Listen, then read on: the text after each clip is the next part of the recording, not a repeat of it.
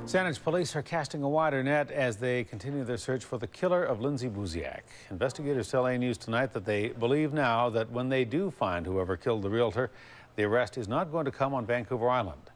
And tonight we can share with you details of the murder investigation that police have not revealed until now. A News reporter Stephen Andrew joins us now with the latest on the investigation. Stephen. Hudson, investigators have more questions than answers, such as, was the killing planned, and if so, who was involved? And was her murder a message to her or someone she knew?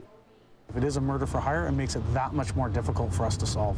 After thousands of leads and hundreds of interviews, Saanich police say they are no closer to finding the killers of Lindsay Buziak than they were more than 2 years ago. The answers that we're looking for just may simply not be in the greater Victoria area, so we need to put the net out wider. Buziak was discovered stabbed to death in a Saanich home on February 2nd, 2008.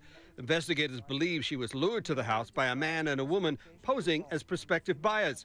A year later, on the anniversary of Buziak's death, with very little to go on, police issued a composite sketch of the man and a description of the dress worn by the woman. And this year, police announced a $100,000 reward for information. My family and I have established a reward for information that leads to the arrest and conviction of those responsible. The tip line rang, but nothing.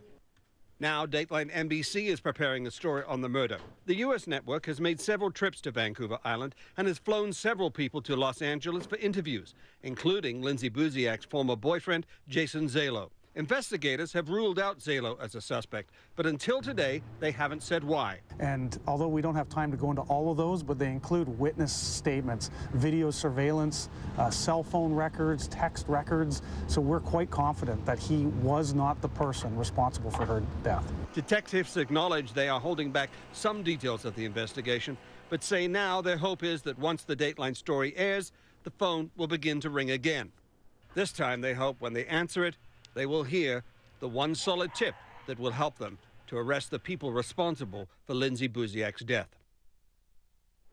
Now, investigators don't know when that Dateline story will air in the U.S., but they are confident because of the millions of people who will see it, Hudson, in jurisdictions all across North America. It will jog someone's memory, and they'll get a new round of tips. And if you have information on the death of Lindsay Buziak, investigators would like to hear from you. You can call 250-475-4321 or Crime Stoppers toll free at 1-800-222-TIPS.